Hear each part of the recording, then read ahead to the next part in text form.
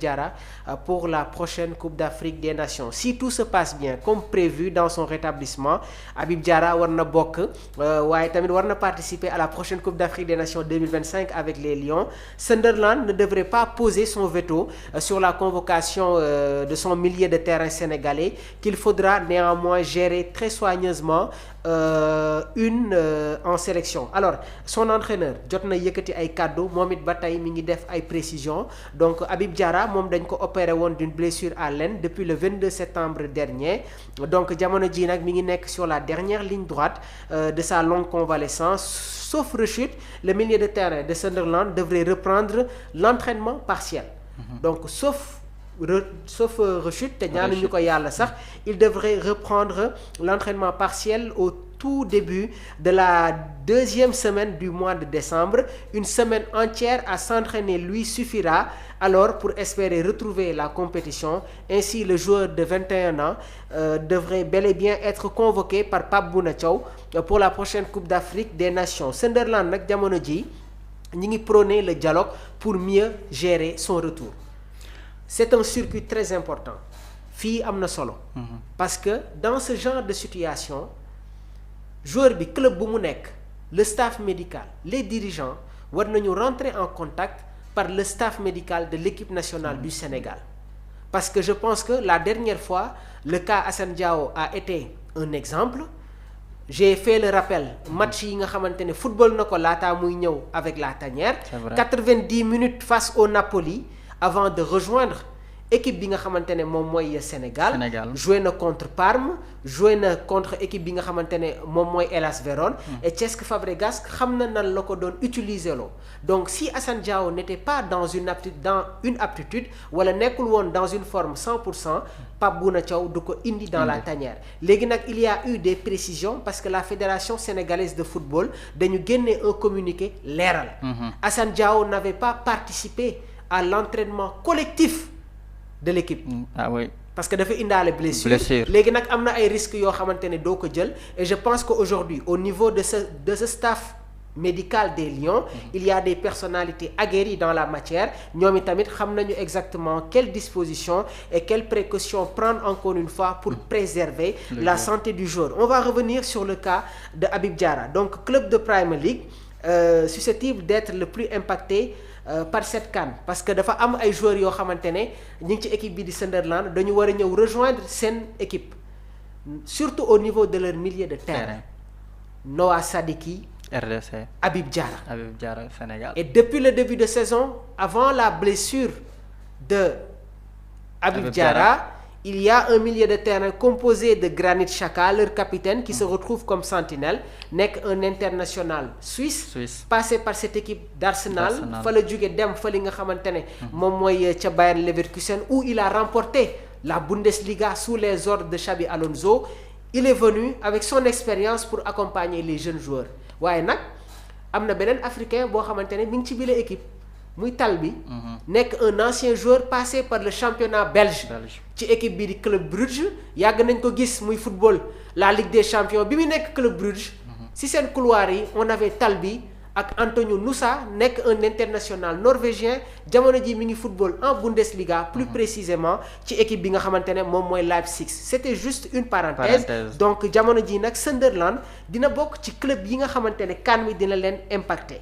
Léegi nag bi les situations moo tax l'entraîneur des Black Cats, su ma nee Black Cats moom mooy le surnom de Sunderland, ki nga xamante ne moom mooy Régis Lebris, moom jot na partager son avis waaye tamit son souhait de dialoguer avec la Fédération sénégalaise de football. La semaine dernière dafa génnoon def une réaction, li mu wax mooy du jël benn risque ci benn joueur. Léegi nag joueur boo xamante ne dañ la opérer, su opération bi jàllee da ngay jàll ci beneen étape muy la phase de rééducation. Phase boobu noonu su jàllee, avant ngay reprendre l'entraînement collectif da ngay démarrer sa entraînement individuel, maanaam daw tuuti def ay jeux de course pour avoir les aptitudes. Léegi nag les discussions sont en cours entre les dirigeants des Black Cats ak la fédération sénégalaise de football confie le technicien français li may wax nii son entraîneur en club moom moo ko yëkkati ci conférence de presse bi nga xamante ne defoon na ko léegi nag ki nga xamante ne mooy Flo Gisolfi moo nekk le directeur sportif de Sunderland jamono ji nag mi ngi en contact avec les équipes nationales donc des conversations sont toujours en cours c'est un processus de rééducation pour Habib et nous essayons de gérer la situation entre le club et la sélection non pas en privilégiant les intérêts des uns ou des autres il est évident que les joueurs aiment jouer pour leurs équipes nationales mais ils savent aussi qu'il est important de jouer pour leur club donc il faut trouver li nga xamante ne moom mooy un équilibre on va pas s'arrêter là ba tey sur la sortie des dirigeants des Black Cats nee na je pense que nous pouvons trouver le bon équilibre grâce au dialogue et c'est un travail constant avec Flo il est en contact avec tout le monde chacun a ses propres intérêts surtout quand il s'agit de l'équipe nationale du Sénégal c'est une période courte et il faut donc avoir les meilleurs joueurs disponibles gis nga kàddu yi nga xamante ne moom la entraîneur bu Sunderland yëkkati sur la situation de Habib Diarra waaw c'est ça un discours voilà de l'entraîneur parce que moom il prend en considération tey jii les objectifs waaye tamit décision yi nga xamante ne joueurs yi dañ koy jël ñu war a dem représenter défendre les couleurs de la sélection respective donc discours yii nii moom la entraîneurs yi war a adopter donc gis nga ne que il y a une différence entre le discours Fabregas. de Le Bris ak le discours de Cesc Fabregas qui cherche coûte que coûte à conserver Assane Diao parce qu'il fait encore une fois des éléments les plus importants sur l'aspect offensif ci équipe bi nga xamante ne moom mooy comment nan nga ñu analyser la situation de Habib Diarra. xam nga tey Mamour ci li nga wax li ma ci retenir li nga xamante ne am na solo lool te aussi war nañ ci am contentement di ko wax d'accord mooy dafa am discussion bi nga xamante ne moo ngi am diggante staff technique fédération sénégalaise de football bi ak Sunderland pour ñu préserver aussi la santé du joueur te loolu dafa am solo xam nga man la laay bañ ci situation yu mel nii nga ne léegi joueur bi mënta dem ndax wér-gu-yaramam demeewut noonu une semaine après Coupe d'Afrique bi tàmbali nga football loo ko championnat loolu yàgg nañ ko gis loolu lañ mënul accepter loolu lañ war a éviter naka la ñuy éviter loolu noonu day fekk ni que joueur bi aussi bëgg-bëggam du lu ñuy laam-laamee mooy bëgg-bëggam du lu ñuy laam-laamee mooy day xamal club bi ni que man damay dem Coupe d'Afrique damay football damay représenter sama réew bu mu doon ay waxi kese ay textes yu ñuy bind toog conférence de presse jéem a dalal xel nit ñi mais gis nga liy xew ci suuf duñ la ko mës a wax ñoom bu ñu sañoon gis nga ko saawaay du ñëw loolu mooy wax ji buñ naxante quoi mais aussi ñun lan lañ bëgg mooy moom mu ñëw dimbali ñu parce que xam nañ aussi soxla nañ ko ci suñu milieu terrain bi ndax Mamour Habib Diarra bokk na ci milieu terrain yi nga xamante ne tey ci jamono mooy cette participation dans le jeu profil la bi nga xamante ne Sénégal da koy yittewoo buñ ñu nee ay bu ñëw du football ci blessure la jógee footballeur yàgg na jóge ci blessure ñëw premier match mu def la différence day dépendre tey jii nii càmbar bi nga xamante ne càmbar nañ ko ak noppal bañ ko noppal ak façon bi nga xamante ne moom lañ koy utiliser. Maintenant Yaya foofu quand il s'agit d'une opération pour beaucoup plus de prudence doo ñëw rek démarrer match yi peut-être que l'entraîneur da lay conserver pendant la deuxième période mu utiliser loola mais dama lay rejoindre foofu parce que gis nañu la blessure de Ismaïla Sarr mu toog quelques matchs jouéwul ak Crystal Palace il n'a pas déféré bon il a quitté la tanière parce qu'il avait une blessure donc bi mu ñëwaatee face à Liverpool entraîneur bi daf ko démarrer loo mu titulaire et il a été buteur dans cette rencontre. moom laa lay wax mën na démarrer comme mën na bañ a démarrer mais je veux juste dire que ak heure bu mu mën a dugg ci match bi mais l'essentiel bu ñëwee dinañ xam ne kii nii mais ñëwaat na en forme. joueur mën na bañ a blessé mu dugg blessé joueur mën na jóge ci blessure mu dugg continuer compétition bi. alors où est le problème Sénégal moo soxla gis nga équipe nationale loolu priorité la ci football. loolu foog joueur bi di ko wone di ko gis nga tubaab bi.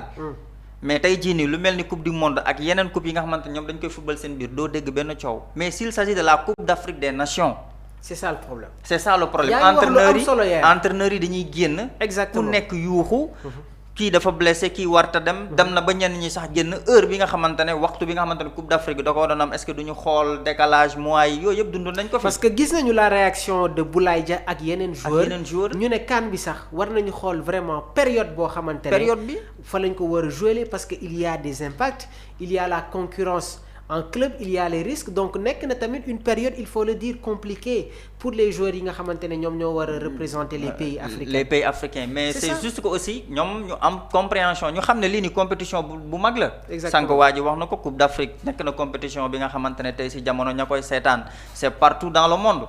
Donc joueurs yu mel noonu ñëw aussi wane seen bopp pour une première fois loolu occasion la te Coupe d'Afrique dafa doon compétition bu bokkul ak yeneen compétition yi parce que y a une intensité y a cette explosivité ni ko gars yi di waxee donc dans ce cas de figure joueurs yu mel ni Habib Diarra joueurs yu mel ni Assane Diao bu ñu ñëwee intégrer l'équipe nationale du Sénégal dem ànd ak ñoom donte ci blessure lañ jógee loolu suñu avantage la te suñu avantage ci football képp ku ñu ko bëgg a xañ dañuy yuuxu ci plateau yi dañuy bind ci réseau yi dañ koy waxee fu nekk comme ni nga koy defee saa su nekk Yaya xam naa ne on est pris par le temps parce que normalement actualité bi dafa bëri trop mais demain inchallah dama koy wax suñu mbokk internautes yi on se retrouve à partir de 11h30 donc les vendredis nag pour le moment ñi ngi nekk di def ay ajustements du lundi au jeudi tous les jours émission yi c'est à partir de 13h30 les samedis on se retrouve à partir de 11h30 pour l'agenda du week-end foofu nag moom dañuy jël suñu temps yaatal ko bu baax a baax alors je pense que demain dinañu ñëw déjà sur la Coupe d'Afrique des Nations 2027 déjà am na chapeau yi nga xamante ne génn na donc demain inchallah dinañ si ñëw mais Yaya dañuy enchaîner rek rapidement toujours sur la Coupe d'Afrique des Nations CAF bi nga xamante ne nag jot na autorisé pour chaque sélection une liste maximale de 28 joueurs donc initialement il était évoqué sur une liste de 23 puis 27 joueurs finalement la CAF jot na autorisé les sélectionneurs à pouvoir prendre jusqu'à 28 joueurs toutefois les 28 joueurs retenus seront issus de la pré-liste des 55 joueurs envoyés la semaine dernière il y a une liste officielle qui se dessine. mais ban la Mamour non xamoon naa ne loolu su ma ko waxee. dinañ la attaqué. di nga ma laaj. yan joueur la Pape Thiaw convoqué. yaa xaw ma yan joueur le Pape Thiaw mais.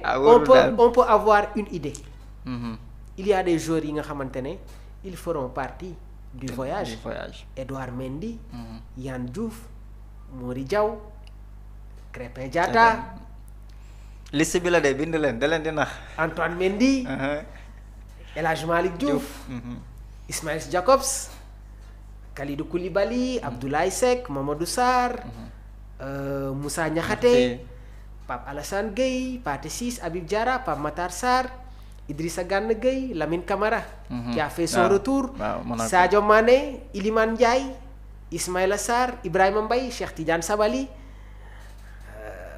Point d'interrogation sur le jeune Ousmane Sow. waaw suba dinañ ci yaatal sax. En attaque je pense que vu que liste bi xaw nañ ko élargir tuuti Pape Thiaw mun na yóbbu ses 4 avant-centres. muy Nicolas Jackson Boulaye Dia.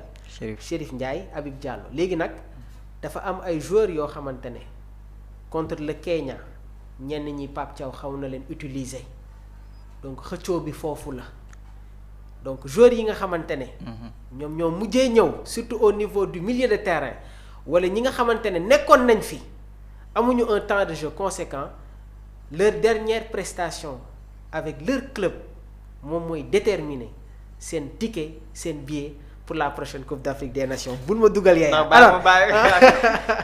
alors on va ñu ñëw rapidement ci beneen information Arabie Saoudite Sadio Mané Edouard Mendy et Kalidou Koulibaly au repos jusqu'à la CAN donc avec la Coupe d'Arabe des Nations bi nga xamante ne war na commencer en décembre les championnats saoudiens donc dañuy nekk en pause jusqu'au 19 décembre prochain donc après leur match en Kings Cup entre ce vendredi et samedi Edouard Mendy Kalidou Koulibaly rejoindront Sadio Mané et ne vont pas rejouer jusqu'à la prochaine Coupe d'Afrique des Nations donc Edouard Mendy Kalidou Koulibaly ak Sadio Mané mun nañu noppalu. loolu c'est une bonne nouvelle donc duñu football. pour le Sénégal ba fii ak Coupe d'Afrique bi ñëw.